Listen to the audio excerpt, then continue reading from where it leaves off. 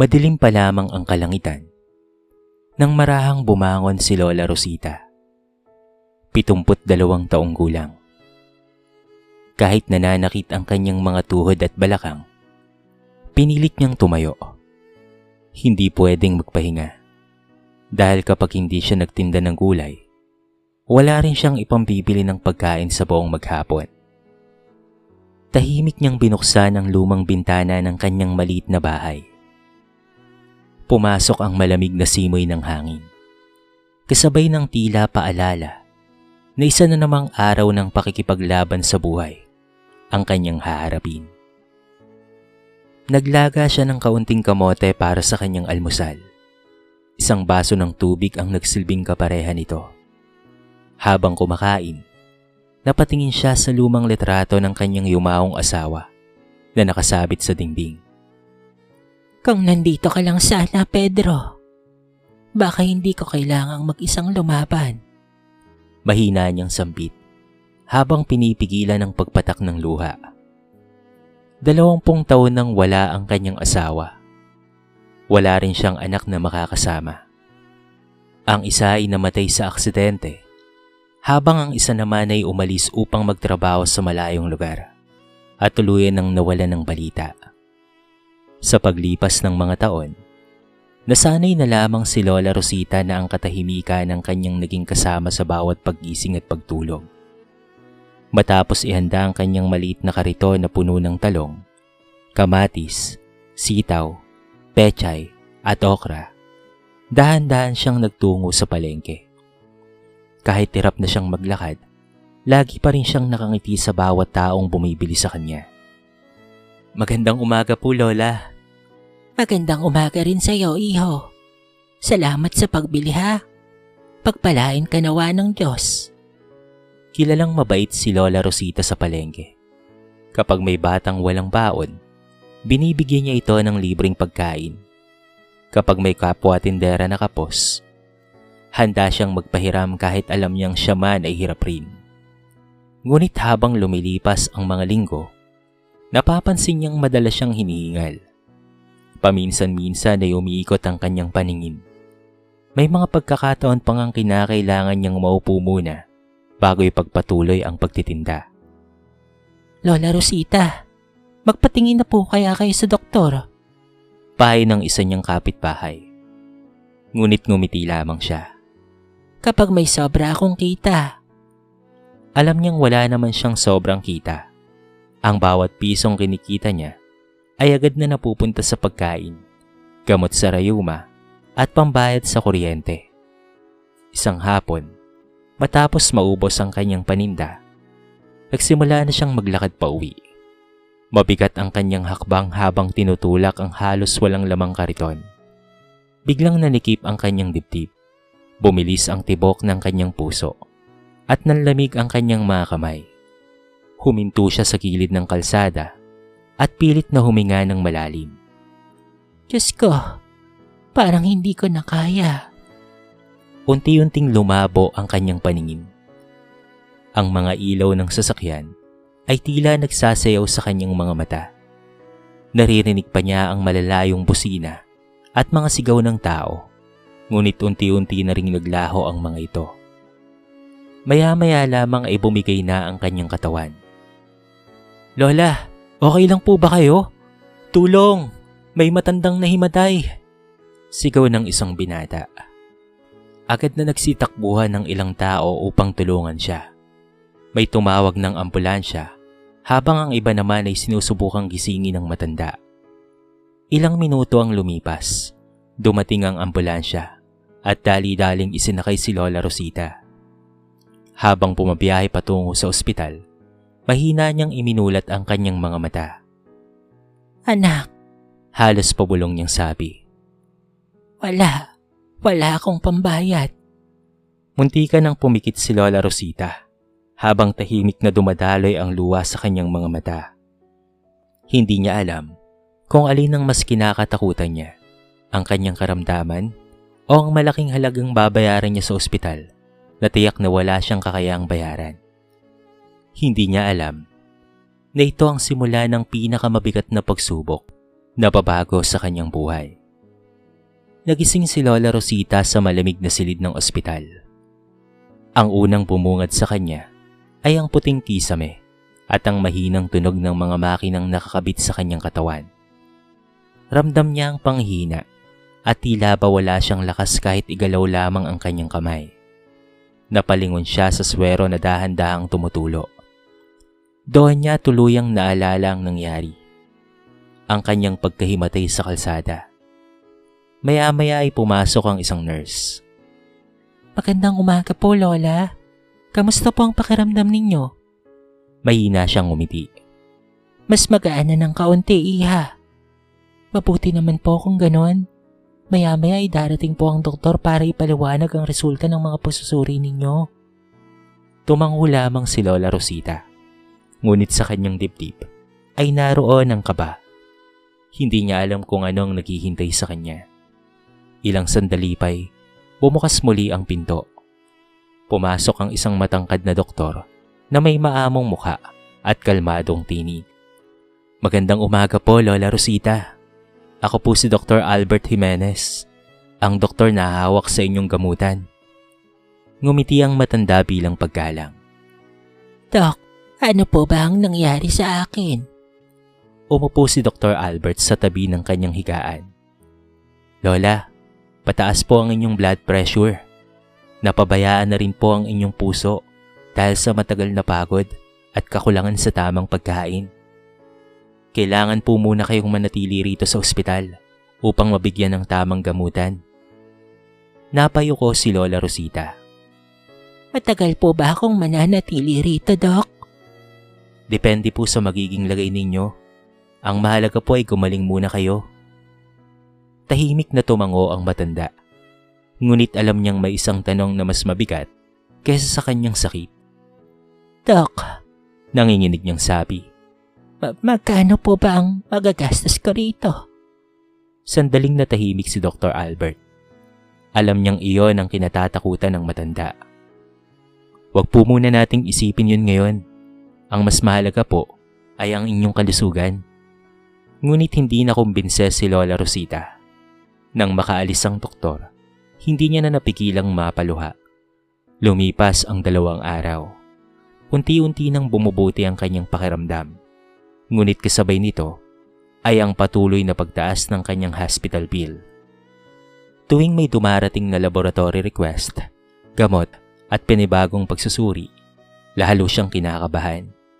Isang umaga, naglakas loob siyang humingi ng tulong sa billing office. Iha, maaari ko bang malaman kung magkano na ang aking babayaran? Magalang na sumagot ang empleyada. Lola, sa ngayon po ay umabot na po sa mahigit 40,000 piso ang inyong bill. Hindi pa po kasama ang iba pang gamot at laboratory. Parang gumuho ang mundo ni Lola Rosita. 40,000 piso. Hindi pa nga siya nakakakita ng ganoong kalaking halaga sa buong buhay niya. Mabagal siyang bumalik sa kanyang silid habang nanginginig ang kanyang mga kamay. Kinagabihan, hiniram niya ang cellphone ng nurse.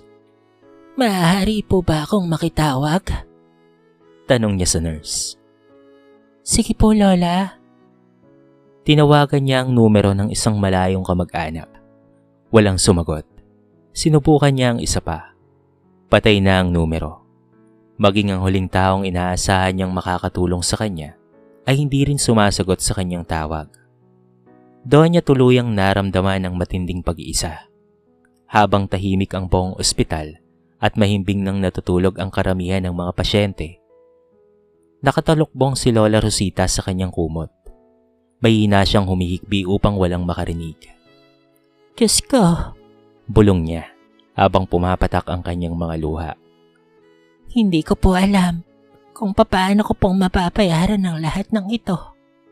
Kung kailangan ko pong manatili rito, paano na ako? Wala na akong pamilya. Wala na ring perang maaasahan. Sa labas ng kanyang silid, may isang taong hindi niya inaasahang makakarinig ng kanyang pag-iyak, ang napahinto sa paglalakad. Si Dr. Albert Jimenez. Tahimik niyang pinakinggan ang bawat hikbi ng matanda. Sa mga sandaling iyon, Hindi lamang isang pasyente ang nakita niya. Nakita niya ang isang unti-unting nawawala ng pag-asa. At doon nagsimulang mabuo sa kanyang puso ang isang desisyong magbabago sa buhay nilang dalawa. Tahimik na nakatayo si Dr. Albert Jimenez sa labas ng silid ni Lola Rosita. Rinig na rinig niya ang mahinang pag-iyak ng matanda. Bawat hikbi nito ay tila tumatagos sa kanyang puso. Hindi siya kaagad pumasok. Hinayaan muna niyang mailabas ng matanda ang bigat ng kanyang damdamin. Ngunit habang lumilipas ang bawat segundo, lalo siyang naaantig sa narinig. Kinabukasan, maaga siyang bumisita sa silid ni Lola Rosita. "Magandang umaga po, Lola," nakangiting bati niya. Nagulat ang matanda ngunit agad ring umiti. Magandang umaga rin sa'yo, Doc. Napansin ni Dr. Albert ang namumugto nitong mga mata. Bagamat pilit itong nagpapakatatag, halatang umiyak ito buong magdamag. "Lola, maaari po ba kitang makausap ng sandali?" Tumango ang matanda. Umupo si Dr. Albert sa tabi ng kama at nagsalita sa mahinaong tinig. "Sa totoo lang po, Lola, narinig ko po kagabi ang pag-iyak ninyo." Napayuko si Lola Rosita. Nahiya siya. Pasensya na po, Doc. Hindi ko na po kasi kinaya. Hindi ko alam kung paano kong harapin ang lahat. Sandaling natahimik ang doktor bago muling nagsalita. "Lola, gusto ko pong malaman ang kwento ninyo." Unti-unting nagkwento si Lola Rosita. Kinuwento niya ang kanyang kabataan, ang pagmamahala nila ng kanyang asawa, ang pagsisikap nilang mabuhay sa pamamagitan ng pagsasaka at pagtitinda ng gulay. Ikinuwento rin niya kung papaano niya inalagaan ang kanyang pamilya kahit kapos sila sa pera. Ngunit dumating ang mga pagsubok. Naunang pumanaw ang kanyang asawa dahil sa karamdaman. Pagkaraan ng ilang taon, namatay naman ang isa niyang anak sa aksidente. Ang natitira niyang anak ay napilitang mga ibang bansa upang maghanap ng magandang trabaho. Noong una ay may komunikasyon pa sila, ngunit habang lumilipas ang panahon, ay tuluyan na itong nawala. Sa totoo lang, minsan, iniisip ko kung buhay pa ba ang anak ko. Umiiyak niyang sabi. Wala na akong ibang kasama sa buhay. Kaya kahit masakit ang katawan ko, nagtinda pa rin ako ng gulay. Ayokong maging pabigat sa iba. Tahimik lamang na nakikinig si Dr. Albert. Habang nagsasalita ang matanda, unti-unting bumalik sa kanyang alaala ang sariling nakaraan. Lumaki rin siya sa hirap. Ang kanyang ama ay isang tricycle driver, habang ang kanyang ina naman ay labandera. Naalala niya kung papaanong minsang na-ospital ang kanyang ina dahil sa malubhang pulmonya. Wala rin silang perang pangbayad noon. Hindi niya malilimutan ang gabing nakita niyang umiiyak ang kanyang ama sa hallway ng ospital habang nagmamakaawa sa billing office. Nabigyan pa sila ng konting palugid. Sa kabutihang palad, may isang doktor noon na tumulong sa kanilang pamilya nang hindi humingi ng kapalit. Dahil sa kabutihang iyon, nabuhay ang kanyang ina. At mula noon, nangako si Albert sa kanyang sarili. "Kapag naging doktor ako, hindi ko hayaang mawalan ng pag-asa ang ibang mahirap na pasyente." Napatingin siya kay Lola Rosita. Pakiramdam niya ay muling ibinalik ng Diyos sa kanya ang pagkakataong tuparin ang pangakong iyon. Lola," malumanay niyang sabi habang hawak ang kamay ng matanda. "Huwag po kayong mawawala ng pag-asa. Hindi pa po tapos ang laban ninyo." Napaluha si Lola Rosita. Doc, kahit hindi pa tayo magkadugo, pakiramdam ko ay Lola ang turing mo sa akin. Ngumiti si Dr. Albert. "Ang bawat pasyente po ay parang pamilya rin para sa akin." Paglabas niya ng silid, napahinga siya ng malalim. Alam niyang hindi magiging madali ang gusto niyang gawin. Malaki na ang hospital bill ni Lola Rosita at hindi niya kayang akuin iyon ng mag-isa. Ngunit hindi siya susuko. Habang naglalakad siya sa pasilyo ng ospital, nagsimula nang mabuo sa kanyang isipan ng isang plano. Isang planong umaasa siyang magiging sagot sa luha at pagdurusa ni Lola Rosita. Sa pagkakataong ito, Hindi lamang siya kikilos bilang isang doktor. Kikilos siya bilang isang taong naniniwalang ang tunay na paghilom ay nagsisimula sa malasakit at pagmamahal sa kapwa. Buong magdamag na hindi nakatulog si Dr. Albert. Habang nakaupo sa Doctor's Lounge, paulit-ulit na pumapasok sa isip niya ang mga sinabi ni Lola Rosita. Ayokong maging pabigat sa iba. Hindi niya matanggap na may mga taong katulad ng matanda na buong buhay na nagsikap ng marangal, ngunit sa oras na mangailangan sila ng tulong, tila wala silang malapitan. Kinabukasan, matapos ang kanyang morning rounds, dumiretso siya sa opisina ng Medical Social Service ng ospital. Ma'am, gusto ko po sanang humingi ng tulong para sa isa kong pasyente. Magalang niyang sabi sa social worker. Ikinuwento niya ang kalagayan ni Lola Rosita. Isang byuda, walang kasama sa buhay, walang sapat na ipon, at halos hindi na kayang bayaran ang patuloy na lumalaking gastusin sa ospital. Tahimik na nakinig ang social worker bago nagsalita. Doc, susubukan naming ipasok siya sa financial assistance program. Pero alam niyo naman po, maraming mga aplikante. Hindi natin masisigurong mababayaran ang buong bill niya. Tumango si Dr. Albert. Naintindihan ko po. Kahit ano pong may bawas, malaking tulong na po yun. Paglabas niya ng opisina, hindi siya nawalan ng pag-asa. Dumiretso siya sa nurse's station. Lahat tayo may pasyenteng hindi natin malilimutan, sabi niya sa mga kasamahan. Meron akong isang lolang pasyente na talagang nangangailangan ng tulong. Ikinuwento niya ang buhay ni Lola Rosita. Tahimik ang buong silid. Halos lahat ng nurse ay napayuko habang nakikinig. Isa sa kanila ang unang nagsalita. Dok, gusto ko pong tumulong. Ako rin po, Dok. Dagdag ng isa pa. Maya-maya isa-isang naglabas ng maliit na halaga ang mga nurse. Ang iba ay 500 piso. Ang iba ay tag-1,000. Meron ding mga utility staff na nakarinig ng usapan at kusang lumapit. Hindi man po kalakihan, sana makatulong. Napangiti si Dr. Albert. Hindi niya inaasahang ganong kalaki ang malasakit ng kanyang mga kasamahan.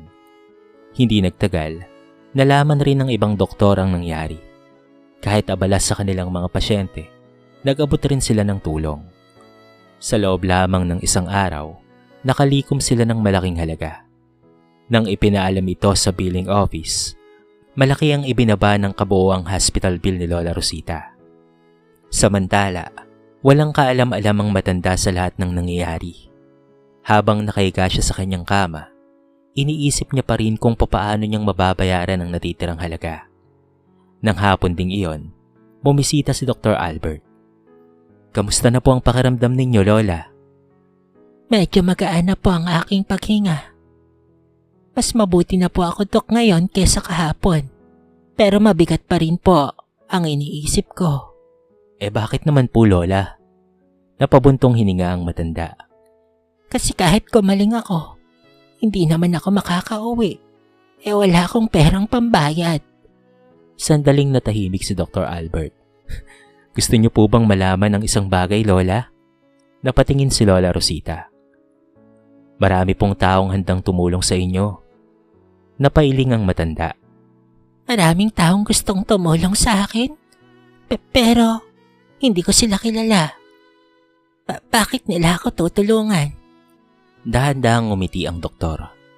Dahil may mga tao pa rin pong naniniwalang ang kabutihan ay hindi sinusukat sa laki ng perang na ibibigay, kung hindi sa pusong handang umunawa. Napuno ng luha ang mga mata ni Lola Rosita. Dok, hindi ko po alam kung paano po akong magpapasalamat. Hinawakan ni Dr. Albert ang kanyang kamay. Hindi pa po tapos ang laban natin, Lola.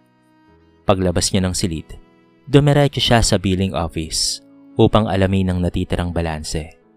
Nang makita niya ang halaga, napahinto siya. Malaki pa rin ang kulang. Kahit nag-ambaga na ang mga doktor, nurse, social worker, at ilang empleyado ng ospital, meron pa ring natitirang bayarin na hindi kayang sagutin ng matanda. Tahimik na tumingin si Dr. Albert sa billing statement. Huminga siya ng malalim.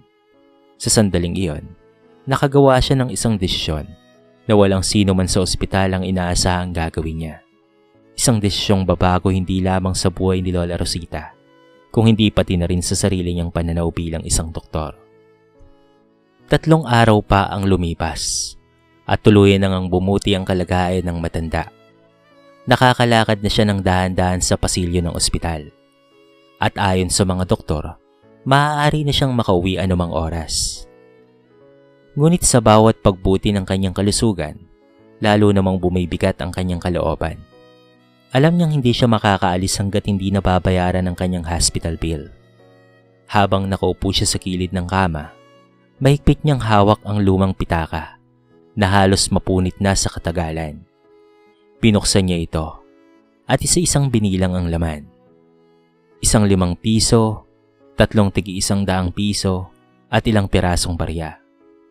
Parang 1,000 piso ang lahat ng kanyang pera. Napapikit siya. Hindi man lamang ito sasapat sa isang araw na pananatili ko rito. Mahina niyang bulong. Maya-maya ay kumatok ang isang nurse. Lola Rosita, pinapatawag na po kayo sa billing office. Biglang nanlamig ang kanyang mga kamay. Ito na marahil ang oras. Isip-isip niya. Dahan-dahan siyang tumayo at sumunod sa nurse. Habang naglalakad sa mahabang pasilyo, pakaramdam niya ay bawat takbang niya ay lalong nagpapabigat sa kanyang dibdib. Pagdating sa billing office, magalang siyang sinalubong ng isang empleyada. Magandang umaga po, Lola. Magandang umaga rin sa iyo, Iha. Nanginginig niyang tugon. Iniabot ng empleyada ang isang papel. Lola, maaari na po kayong makauwi ngayon. Napatingin siya rito na tila hindi makapaniwala. Iha? Paano po ang bayarin ko? Ngumiti ang empleyada. Wala na po kayong dapat na alalahanin pa. Napakunot ang doon ni Lola Rosita. Hindi ko maintindihan. Huminga ng malalim ang empleyada bago nagsalita. Ang natitira niyo pong hospital bill ay nabayaran na? Parang tumikil ang mundo ni Lola Rosita. Ano po? Tama po kayo nang narinig. Fully paid na po ang lahat. Hindi niya napigilang mapahawak sa mesa. Nabayaran na? Opo, Lola. Pero sino? Sandaling nag-atubili ang empleyada. Noong una po ay ayaw niyang ipaalam. Pero naniniwala po akong karapatan niyong malaman. Unti-unti nang bumilis ang tibok ng puso ni Lola Rosita. Sino po ang tumulong sa akin? Ngumiti ang empleyada. Si Dr. Albert po ang nagbayad ng natitirang halaga matapos mag-ambagan ng mga doktor, nurse at ilan pa pong mga empleyado ng ospital. Parang gumuho ang lahat ng kanyang pagpipigil. Napahagulgol siya ng iyak. Hindi niya inakalang may isang taong halos hindi pa niya kilala ang handang magsakripisyo para lamang makauwi siyang may dignidad. Habang patuloy siyang umiiyak, biglang bumukas ang pinto ng opisina. Maya-maya ay pumasok si Dr. Albert upang asikasuhin ang ilang papeles nang makita niya si Lola Rosita. Agad na lumapit ang matanda. Doc Albert. Hindi niya na napigilan ang sarili. Mahigpit niyang hinawakan ang 2 kamay ng doktor. Maraming salamat. Sunod-sunod ang pagpatak ng kanyang mga luha. Hindi ko po alam kung paano kitang mababayaran, Doc. Bahagyang umiti si Dr. Albert at marahang pinisil ang kanyang kamay. Lola, wala po kayong kailangang bayaran. Pero Doc, ang gusto ko lang po ay gumaling kayo at makabalik po kayo sa inyong buhay. Patuloy ang pag-iyak ni Lola Rosita. Sa buong buhay ko, ngayon lang ako nakaranas ng ganitong kabutihan mula sa taong hindi ko kadugo. Napaluha si Dr. Albert. Naalala niya ang doktor na minsang tumulong sa kanyang pamilya. Maraming taon na ang nakalipas. Ngayon, siya naman ang naging instrumento upang maipasa ang kabutihang minsang nagligtas sa kanyang ina. Mahina niyang sinabi, Lola, may nagsabi sa akin noon na ang kabutihang ibinibigay ng walang hiniinging kapalit ay hindi kailanman nawawala. Ito po ang paraan ko ng pagbabalik ng biyayang minsang ipinagkaloob sa aming pamilya. Napaiyak si Lola Rosita. Sa mga sandaling iyon, napagtanto niyang may mga himalang hindi dumarating sa anyo ng kayamanan o malaking swerte. Minsan, ang pinakamagandang himala ay ang makatagpo ng isang taong may pusong handang umalalay sa isang estranghero.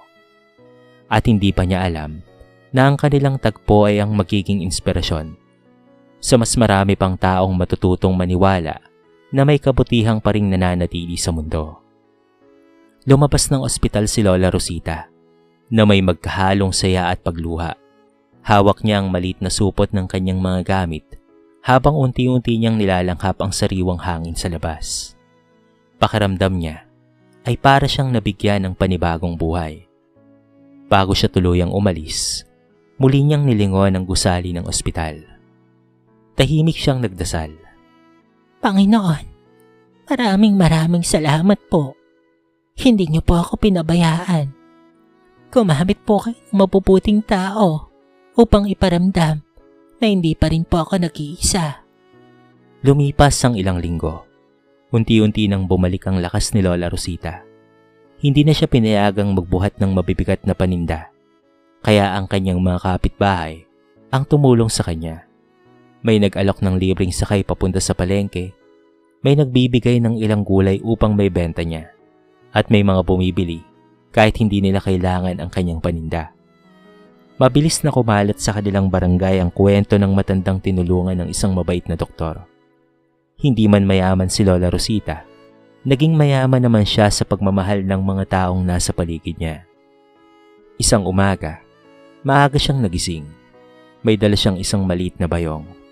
Hindi ito puno ng mamahaling regalo, kung hindi ilang sariwang saging, kamote, at gulay na siya mismo ang pumili sa kanyang paninda. Kasama rin dito ang isang sobre. Sa loob nito ay isang liham na isinulat niya gamit ang nanginginig niyang mga kamay. Pagdating niya sa ospital, masayang sinalubong siya ng ilang mga nurse. Lola Rosita, ang lakas niyo na po. Napangiti siya. Salamat sa inyo ha mga anak. Kung hindi dahil sa inyong lahat, baka wala na ako ngayon. Makalipas ang ilang sandali, nakita niya si Dr. Albert na papalabas ng opisina nito. Lola! Nagulat at natuwa ang doktor nang makita siyang nakatayo.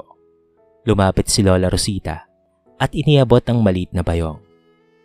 Dok, pasensya na kung ito lang ang kaya kong ibigay ha. Agad na umiling si Dr. Albert. Lola, hindi na po kailangan. Ngunit marahang inilagay ng matanda ang bayong sa kanyang mga kamay. Hindi ko ito kabayaran anak. Simbolo lang ito ng aking taus-pusong pasasalamat. Pagkatapos ay iniabot niya ang sobre. Binuksan ito ni Dr. Albert. Nakasulat doon. Mahal kong Dr. Albert, hindi man kita kayang bayaran sa perang kinastos pa para sa akin. Habang ako'y nabubuhay, araw-araw kitang isasama sa aking panalangin, maging ang mga kasamahan mo sa ospital. Ang kabutihang ipinakita nyo ay nagbigay sa akin ng panibagong pag-asa at nagpaniwala na marami pa ring mabubuting tao sa mundong ito. Hindi kita apo, hindi kita anak o kadugo, pero habang buhay kitang ituturing na anak ng aking puso. Nagmamahal, Lola Rosita. Hindi na napigilan pa ni Dr. Albert ang mapaluha. Maigpit niyang niyakap si Lola Rosita. Salamat po, Lola. Mahina ngunit matatag ang tinig ng matanda. Hindi mo lang ako pinagaling, Doc. Ibinalik mo rin ang pag-asa ko sa buhay. Napaluha rin ng ilang mga nurse na nakasaksi sa kanilang tagpo. Sa mga sumunod na buwan, mas lalo pang naging inspirasyon si Dr. Albert sa kanyang mga kasamahan. Mas marami silang programang inilaan para sa mga mahirap na pasyente at marami ring individual na naingganyong tumulong sa abot ng kanilang makakaya. Samantala, ipinagpatuloy ni Lola Rosita ang kanyang simpleng pamumuhay. Sa tuwing may makakarap siyang taong nawawala ng pag-asa, ikinikwento niya ang kabutihang minsang ipinagkaloob sa kanya. Lagi niyang sinasabi, Huwag kayong mawala ng pag-asa. Minsan, ang sagot ng Diyos sa ating mga panalangin ay hindi himala mula sa langit. kung hindi isang taong may pusong handang tumulong. At sa bawat pagkakataong iyon, muling nabubuhay ang alaala ng isang doktor na piniling unahin ng malasakit kaysa sa sarili niyang kapakanan. Sa kwentong ito ay marami tayong mapupulot na aral. Isa na nga riyan na ang tunay na kayamanan ay hindi nasusukat sa dami ng ating pera, kung hindi sa lawak ng ating puso. Ang isang simpleng kabutihan ay maaaring magligtas ng buhay, magpanumbalik ng pag-asa, at maging inspirasyon sa maraming tao. Sapagkat ang kabutihang ginagawa ng taos-puso ay hindi kailanman nasasayang. Ito'y patuloy na nabubuhay sa mga pusong ating naantig.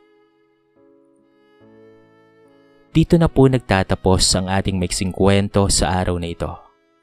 Sana po ay nagustuhan nyo. At sana po ay kinapulutan nyo ng maraming aral. Kayo mga kabarangay, anong masasabi nyo sa ating kwento? I-comment nyo naman po sa baba ang inyong mga reaksyon at babasahin natin ang lahat ng yan. I-comment nyo na rin kung taga saan kayo para naman malaman ko kung hanggang saan nakaabot ang video na ito. Paki-like and share na rin po ang ating kwento para mapakinggan rin ng iba. At kung bago ka pa lamang sa ating channel, baka naman pwedeng pakihit ang subscribe button at bell notification button para palagi kang updated sa mga bago nating upload na katulad nito. So paano mga kabarangay? Hanggang sa muli, thank you so much and peace out!